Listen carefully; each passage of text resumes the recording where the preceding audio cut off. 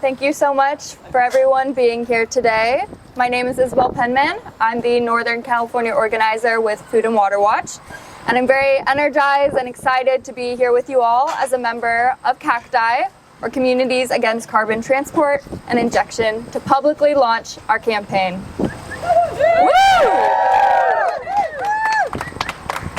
Today, Bay Area residents, homeowners, parents, healthcare professionals are all coming together to launch CACTI to protect the Bay Area from a dangerous proposed project, the Montezuma Carbon Hub. This project proposes to build a 45-mile carbon dioxide pipeline that would transport highly volatile compressed CO2 from refineries throughout the Bay Area, ultimately injecting it underground near the Suisun Marsh in Solano County.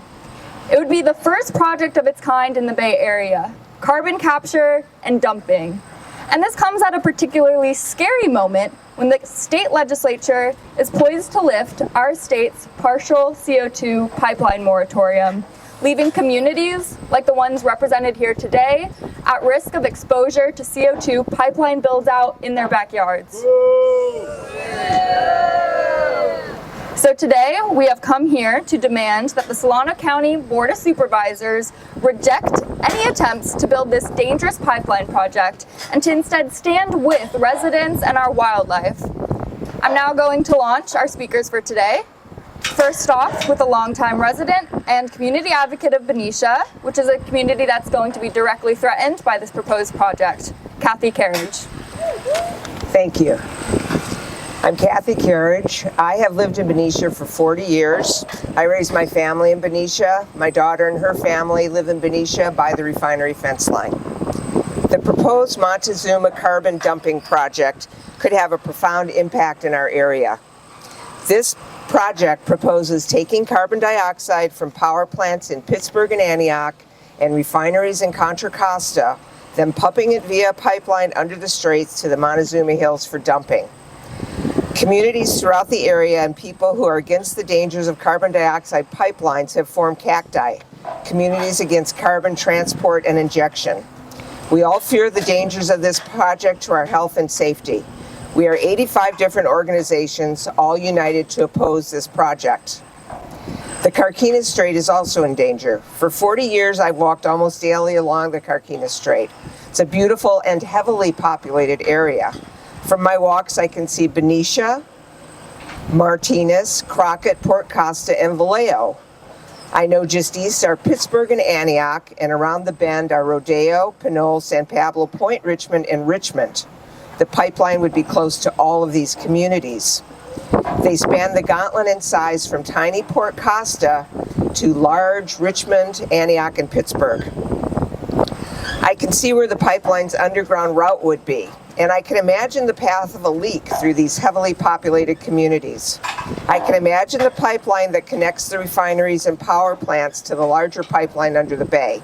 And I can imagine those pipelines breaking in an earthquake and the threat to all the people who live in those communities.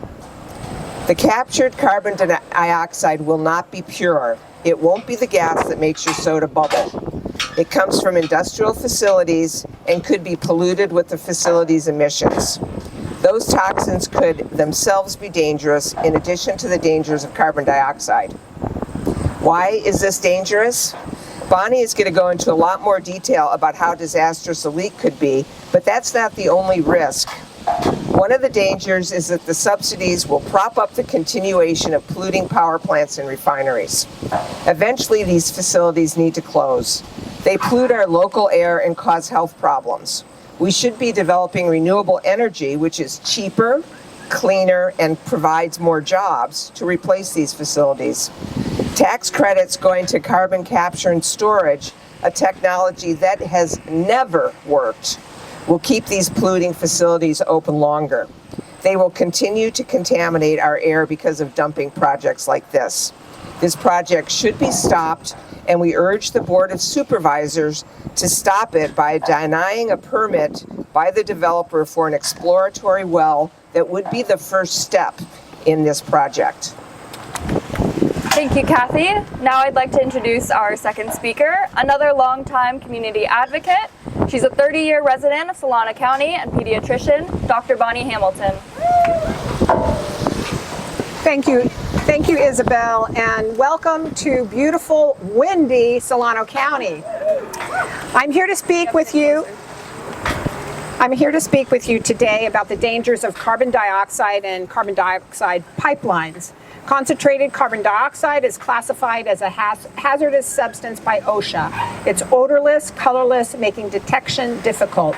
It's an asphyxiant, heavier than air, and it displaces air and can suffocate both humans and animals within minutes.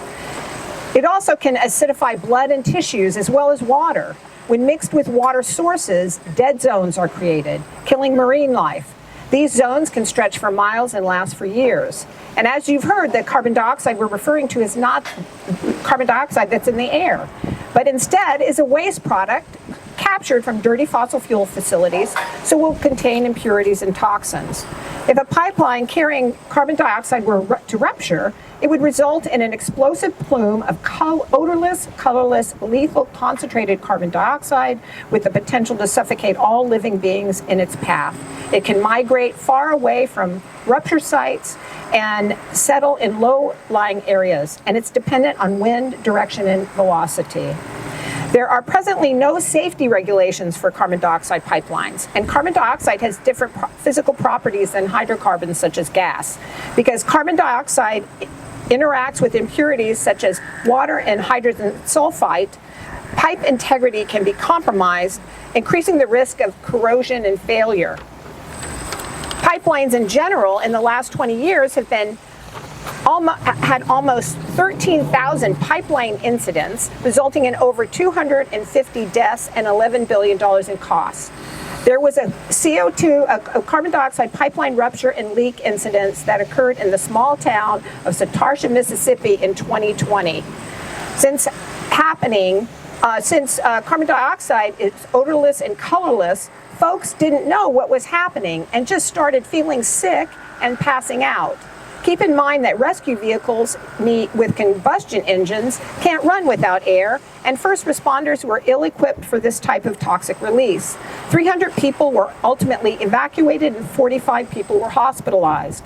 To illustrate how lethal concentrated carbon dioxide can be, we can look to a natural release of carbon dioxide that occurred in Cameroon in 1986, where the plume traveled 16 miles at rates over 60 miles an hour and killed over 1,700 people and 3,500 livestock in nearby towns. The proposed Montezuma project has an unknown radius of harm, is in close proximity to highly populated areas, and is adjacent to our beautiful Sassoon Marsh, which is the jewel of Solano County. A leak of toxic concentrated carbon dioxide would be catastrophic to humans, wildlife, and our wetlands. Thank you so much for your time and attention. Thank you so much, Dr. Bonnie Hamilton. As Dr. Bonnie Hamilton mentioned, we only need to look to Satarsha to see what a CO2 pipeline leak really means. I'd like to take a moment to listen to a brief statement by Jerry Briggs, who is a fire coordinator from Warren County, Mississippi, who was on the ground during the 2020 near-fatal Satarsha, Mississippi CO2 pipeline leak. At that point, our vehicle was not running well at all. It was like just spitting and sputtering. And so we bailed out, and I told our driver, I was like, just go away. Go find somewhere where this thing will run. Even if we have to bring them to you, drag them back to you, just don't let it die. So he did that. He got turned around. We started busting windows. Looking inside there, I didn't think they were alive. Just from outside the window, you could barely see any respirations. They were all slumped over the seat. All of them had foam coming out of their mouth. And you get to watch them a little closer. They may have been breathing 6 times a minute, 8 times a minute, which is it's not good. Once we got them out, we got them in ambulances, which was another ordeal in a rural community, getting multiple ambulances there. Most communities like that only have one, and once you fill it up, that's it. So we'd had some more coming from surrounding cities and counties. At that point, the command post said that the Weather Service had done a plume model to see where this gas went, and based on that plume model, it went through the village, across a river and into some agricultural fields where it had some sporadic housing. I think we got an additional 8 out of those houses and brought them back to be taken to the hospital. And I think 40 to 50 people were taken to the hospital that night. First responder Briggs goes on to say, "It was like something you see in a movie, like a zombie apocalypse." And that is the reality of the risk that we are talking about here today, and what CACTI rejects as a possible future for our communities. I'd like now to introduce our third speaker, an advocate who has been working to defend the Bay's communities, ecosystems, and wildlife, staff scientist and field investigator at San Francisco Baykeeper, Aundi Mevoli. Good afternoon, everyone. Thank you. My name is Aundi Mevoli. I'm a staff scientist and field investigator at San Francisco Baykeeper. Baykeeper defends San Francisco Bay and its watershed from the biggest threats and holds polluters and government agencies accountable to create healthier communities and help wildlife thrive. We and our colleagues strongly oppose the Montezuma Carbon Hub project. Today I'd like to share with you the importance of one of California's hidden treasures, Suisun Marsh. I want you to imagine standing on the edge of a vast, shimmering wetland. The air is alive with the sound of wings. Thousands of waterfowl rising together, their calls echoing across the sky. Underwater, fish dart through channels where freshwater and saltwater mix, creating one of the richest aquatic habitats on the West Coast. This place is unlike anywhere else in California or the West Coast of the Americas. Covering more than 100,000 acres, Suisun is the largest brackish marsh in the entire western United States. It's a sanctuary for life, home to more than 220 species of birds, from graceful herons to migratory flocks that travel the Pacific Flyway. It is also a nursery for fish like Chinook salmon and the endangered Delta smelt. In fact, every season, the marsh tells a new story. Birds arriving, fish growing and feeding, and the rhythms of nature unfolding. Suisun Marsh is one of California's most important wetlands, a place where fish, birds, and people find life and connection. But this fragile ecosystem faces a new threat: carbon dioxide pipelines and the injection of carbon waste from polluting fossil fuel industries. Carbon dioxide is heavier than air in pure form. It settles close to the ground, displacing oxygen. For wildlife in the marsh, pure CO2 means suffocation. In addition, when carbon dioxide comes into contact with water, it creates carbonic acid, which kills aquatic organisms. Birds, fish, amphibians could die in low-lying areas, and even larger animals could be overcome before they have a chance to escape. This risk is not theoretical. There have already been pipeline ruptures in other states that have caused mass wildlife deaths and dangerous conditions for people. Imagine what that would mean here in the Suisun Marsh, where hundreds of species depend on clean air and water to survive, not to mention the heavily populated Bay Area. Wetlands like Suisun are not replaceable. They filter our water, shelter threatened fish, and provide rest and food for millions of migratory birds. A single pipeline leak could undo a half a century of conservation work in the matter of hours. Protecting Suisun Marsh means more than celebrating its beauty. It means ensuring that industrial projects do not pollute the communities at risk. Industrial projects do not put wildlife and communities at risk. It is not just about preventing a leak, it's about honoring a place that gives life and choosing safety and stewardship over making the oil industry thrive. To protect Suisun Marsh and its fish and wildlife, we need to stop Montezuma CCS project. The Solano County Board of Supervisors needs to deny this proposed project to keep our communities safe. Thank you, Aundi. Before opening up to questions, I'd like to introduce our final speaker, Victoria Bogdantejeda, staff attorney at the Center for Biological Diversity. Good afternoon. We've heard a lot about the risks of carbon capture and storage, or CCS, today, the risks to people, to communities, and to our environment. But some may still be asking, aren't these risks worth it if they help address the climate crisis? Shouldn't we be doing something about pollution? And to that I say, well, we absolutely need to be taking swift action to address the climate crisis. The science is clear. That action is not CCS. Time and time again, CCS is held up as the bright, shiny object, as the silver bullet, the quick fix. And that's what industry wants you to think. That's what they want our legislators to think. But time and time again, we see CCS projects fail and cost millions and incur risks along the way. First, to be clear, no CCS project around the world has ever promised 100% capture of its carbon pollution. Then those that promise less, maybe 70 or 80%, those projects have failed to hit even those lower targets. And third, what I think is important to keep in mind is that compressing CO2 is highly energy intensive. There was one proposed project in California that wanted to build a separate fracked gas power plant just to power the CO2 compression. That is simply the wrong direction for the climate and communities.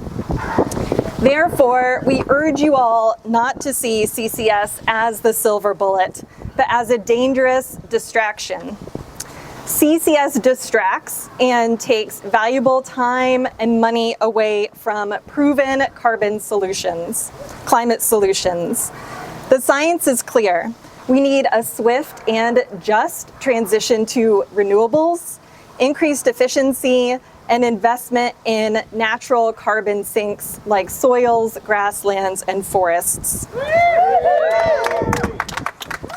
And don't buy the line that the UN's top climate body says that CCS is necessary to avert the climate crisis. That's a line that industry repeats, and it simply is not true.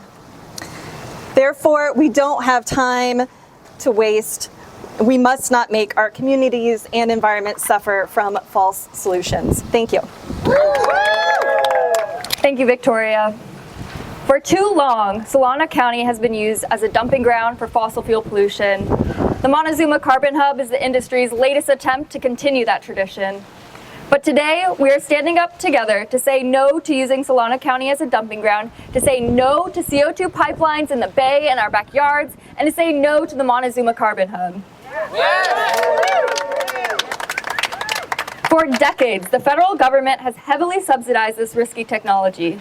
Estimates conclude that the latest expansion of these tax credits under Trump's latest budget bill will cost us an additional $14.2 billion over the next decade. Taxpayer dollars. Our money that could be used for social services that actually benefit us and our communities, rather than go to tax breaks for more pollution. Our local officials, the Solano County Board of Supervisors, must take this opportunity to tell Montezuma LLC that we will not bend to industry pressure. We urge Solano County to deny Montezuma LLC's request for an exploratory well permit for this project and to reject all attempts to move carbon dumping projects forward here in Solano County. We know what future we want and can have, and CACTI is here to fight for that. No carbon pipeline! No carbon pipeline! No carbon pipeline! No carbon pipeline! No carbon pipeline! No carbon pipeline! No carbon pipeline! No carbon pipeline! Air we breathe is under attack. What do we do? Stand up, fight back! When our water is under attack, what do we do? Stand up, fight back! And when our community is under attack, what do we do? Stand up, fight back!